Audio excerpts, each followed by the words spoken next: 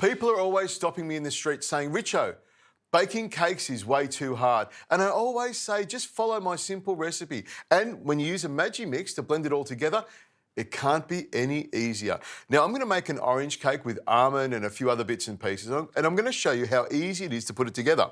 Now, the hardest part was taking 2 oranges, popping them into a pot and simmering them away for about an hour and a half until they're nice and soft. If I squeeze them, they'll just pop and the juices will go everywhere. And once they're cooked all the way through, you just pop them straight into the Magimix. And that's what I love about the Magimix, because I bake so many cakes and it's just a matter of throwing it all in here and whizzing it around. I've got 100 grams of self-raising flour and some almond meal going in here as well. And of course, some brown sugar, because that's what makes it sweet and delicious, with the oranges, of course.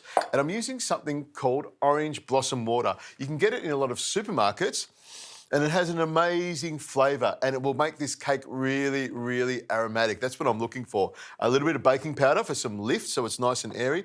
And then, of course, some Australian eggs. I've got 6 of those little babies going straight in. There's no creaming any butter and sugar. There's no mucking around. You throw it all into the Magimix and let the Magimix do all the work. And some butter to make it even more delicious. In it goes like that. And then all I do is grab the lid, pop it in place like this. And the beauty of having a food processor, you can use it to do all your chopping and blending work, but you can also use it for baking cakes as well.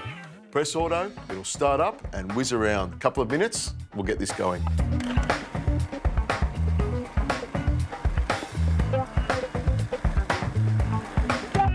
Okay, ready to go. Oh, that smells fantastic. I could just grab a spoon and spoon the batter straight out of the Magimix and eat it like that.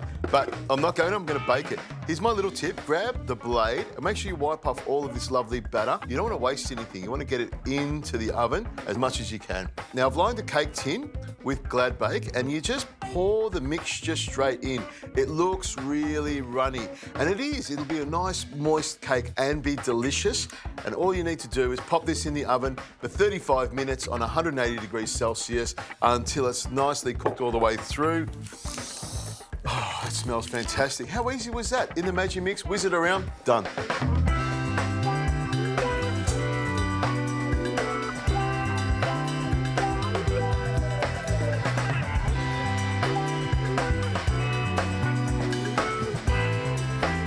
Have a look at this cake, it's looking great. A little bit of icing sugar on the outside like that, make it look nice and shiny. I've got a real orangey flavour coming out of it, so that's what I'm really looking for. A little bit of rose petal around the outside to make it look nice and pretty, and then a slice of cake. This is the best part, straight through the middle there like that, and then another one through like that, and then pull it out. Nice and moist, that's what I'm looking for. And all I need is some ice cream to make it even better.